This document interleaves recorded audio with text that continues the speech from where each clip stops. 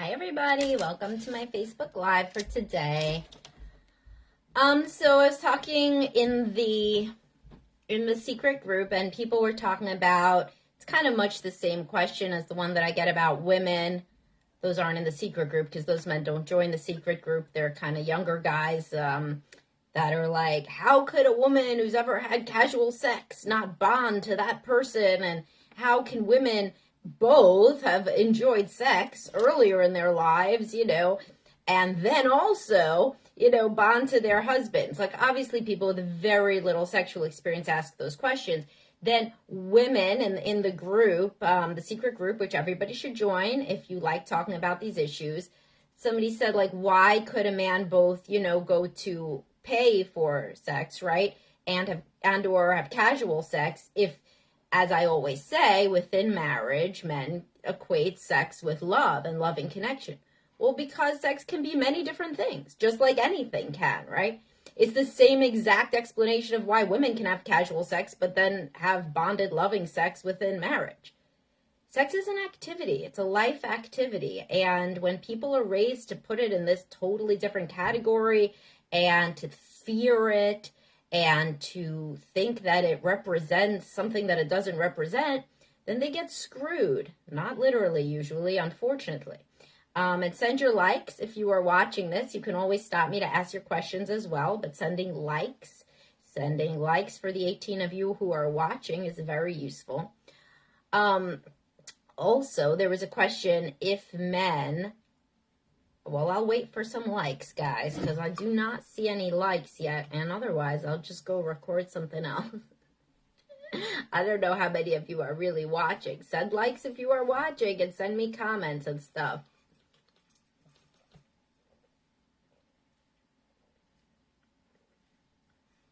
Oh, I got at least one. Thank you. I got a couple. All right, maybe some of you are watching. Sometimes I can't see the little faces. Sometimes it lets me see, sometimes it doesn't. So anyway, so then women say, if it's not just about release, then why would he go with a sex worker where it's not going to be about love? I never said it was only about love. Like, so much of my stuff indicates, for people who don't know this already, that sex can be about many things. It can be about fun and adventure and exploration and play. You don't have to love somebody to do all that. Sex can mean so many different things. And of course, sex with a sex worker is not like laying with a starfish wife who resents you and wants you to get it over with. Remember, they want a repeat customer. Like, some of these experiences that men pay for are some of the most transcendental sexual experiences of their lives. As well they should be. They are paying good money, right? I mean, it would be like going to Massage Envy and somebody goes like that twice to your shoulders, like an annoyed spouse. You're not going to pay for that. You're never going to return to that Massage Envy, right? Or getting a pedicure and they do it like your 5-year-old could paint your nails. You're not going to pay for that. So, of course, if you're paying a premium for something, then it's going to be a good experience. You're not in love, but there are also many men who actually propose to women that they pay. So, like, a lot of the sugar babies on those websites end up marrying those guys, I've had clients like this. And it's very short-sighted and like black and white thinking to think that sex can only be one thing. Of course, a man would like to have loving and fun and adventurous sex with his wife. But I mean, that's not an option for a lot of guys. The woman doesn't want it. She doesn't have a high libido. There's a lot of problems in the relationship. So, previously, in many other generations, men would just, tacitly, there was like, don't ask, don't tell. He goes on a business trip. He sleeps with somebody else, but it's not like that anymore. As I talk about, the marriage is supposed to be the be all and end all. Soulmates, childcare partners. We're on the same page in every single way. We spend all our waking hours together. And if we're not together, we're texting. This was never what marriage was before this. I'm going to do a separate podcast on how people now, there's some people who say, like, marriage isn't what it used to be. People used to really prioritize their marriage. Tell me when that was. Maybe that person never had a parent, a grandparent, an aunt, an uncle. People spend more time thinking about their marriage now than ever in the history of the world because they got nothing else to worry about in many cases. So many problems have been solved. You have a baby, it's likely your baby's going to live. That wasn't the case for most of human history. People constantly are in contact with their smartphones. That was never the case. Your husband went to work or you went to work and you didn't see each other for the majority of the day. People lived in extended family networks. It was likely that there were other family members in your home as well. The idea of having alone time with your spouse was, possibly only for the very wealthy, like literally F. Scott Fitzgerald, the Beautiful and the Damned, right? Like that's what they did. They had no children, all the money in the world, and they sailed around on yachts. And even they stopped being happy with each other because they were very bored, the characters in the novel, right? And that was not the majority of people.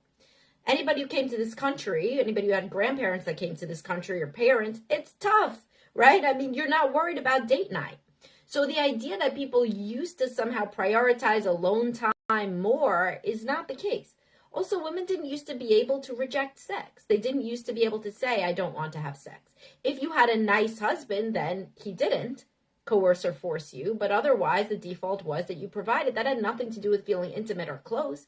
There's so many misconceptions. And the more reality that I give you, the fewer people watch. But I don't care because it has to be said. So Daryl says, thank you, Daryl, for commenting. And anybody can comment. And please do send your likes if you are watching or interested in these topics. Thank you. Daryl says, in my experience from talking to women, a lot of men don't know how to properly warm up a woman and even less how to satisfy her. If both men and women had a satisfying sex life, they would want to have more fun. 100%. That's why I do my podcast. That's why I hired Heather, the sexologist. Tonight, Heather is doing anatomy of a vulva, of your vulva. For $40, you could learn about a vulva, and everybody should. So that's at the Best Life Behavioral Health website. It's on my main page.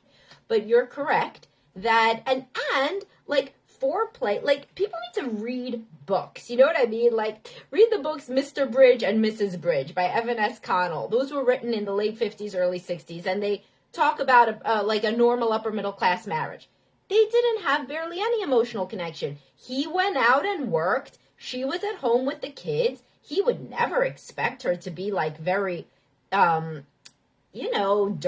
in bed or anything. Their sex life was what it was, and they focused on other things. This is how people used to be. She focused on the children. He focused primarily on his job. They did not interact during the day. Maybe a phone call if there was some sort of emergency. That's how it used to go. So all of this idea now, and every, generation thinks that it has like the most problems, the most hardship. It's not true. So for a lot of people, focusing less on their marriage would help them. Focusing more, both men and women, on who they are as individuals would help them. But either way, married sex is a totally different animal from casual sex, totally different animal from before marriage sex, before kids sex, any of it. And people can be different sexually with different people. The majority of people who cheat identify as being in happy marriages. It has nothing to do with their partner. I have a podcast on this. Can you inoculate yourself against infidelity? And the answer is not really. If both people very much prioritize monogamy, but I've never worked with a person who cheated that thought before they met their affair partner and before something clicked on that they would cheat. Everybody thinks they wouldn't cheat, because it doesn't have to do with the spouse. It has to do with the number one reason, if you want to read the book State of Affairs by Esther Perel, is to feel more alive, And that has nothing to do with your partner. Your partner cannot reach into your brain and make you feel like a younger person. They cannot reach into your brain and give you honeymoon stage hormones. They just can't. So some people are okay with that. Other people have a problem with time marching on. They don't like aging. They don't like the idea that, maybe they weren't as important as they thought they were. And this is the whole of their story. And this is what their life is going to look like from now on. They don't like that. They like adventure. They like new things. So that's a lot of why people are unfaithful. It doesn't have to do with being a bad person in any way. It's just something that is a personal, internal thing. There are some people that cheat because they don't have any sex in the marriage. They were very unhappy. They have marital conflict. But the majority of people, it doesn't have anything to do with their relationship. And just because somebody can have sex without love outside of a relationship does not mean that they don't love the partner. It's not an ethical thing to do, but this is why I think in the future there's going to be more and more poly relationships. I mean, I see it more and more in my practice. People are choosing to open marriages more because we have more time, we have better health and more time than ever before. So many people are on these hormones. We weren't supposed to have sex hormones past about 40 or 50, especially women, but now people all do. So it's like you got a whole second life to live. And it's a very interesting social experiment. Like, then what happens when somebody realizes that they have to spend another 20 years with somebody, when they don't feel self-actualized in that relationship? It's all very, very interesting. And people take so much of this, like, personally, these social changes and their partner, what their partner thinks and does. And send likes if you're watching. But it's all very, very interesting stuff. And so for when anybody thinks that like sex is just one thing or marriage is just one thing or things should just go one way, nothing is a monolith. Nothing is that simple. People are very complex. People can engage in different ways for different reasons. Sex can mean a variety of different things to different people at different times. I mean, it's and even within marriage, sex doesn't always mean an expression of love. It can mean a million things. And I have a podcast on that, like all the different things. It can be an act of service and care. It can be comfort. It can be play. It can be vulnerability. It could be just reaffirming the relationship. It could be maintenance. It could be just release for one or both people. And it could be an expression of love.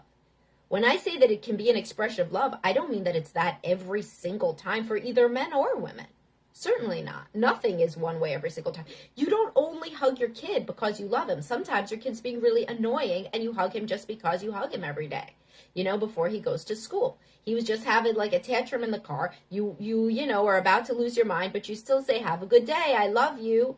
That doesn't mean at that moment you're flooded with love for your child. That's it's like a call and response. It's security. It's affirmation. It's affirming yourself as a good parent. All right, even though we had a bad morning, I still say I love you.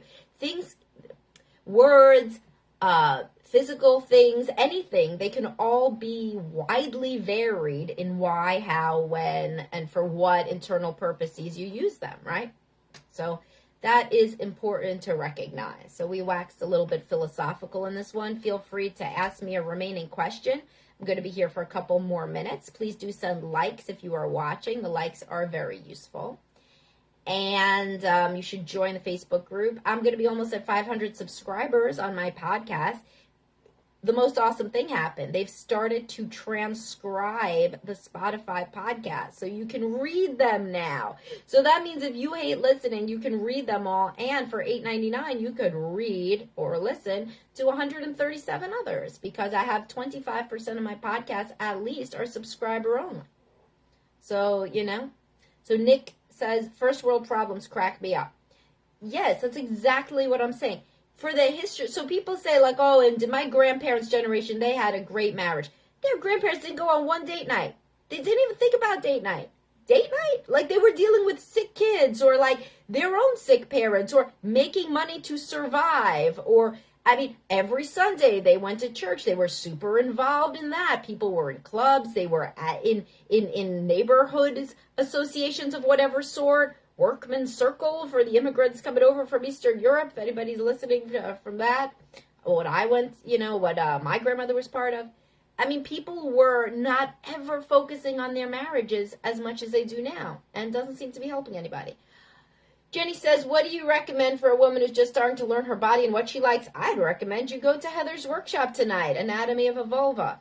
Do that. And I would recommend that you work with Heather in general, because she's awesome with that. She's our sexologist and intimacy coach, so you should book some individual sessions with her for any woman who's trying to learn about her body. I also recommend erotic stories frequently to figure out what turns you on. But in terms of really trying to expedite the process, you should always work with an expert if possible. Or we certainly offer these workshops, so those would be, we have one on orgasms that's going to be coming up.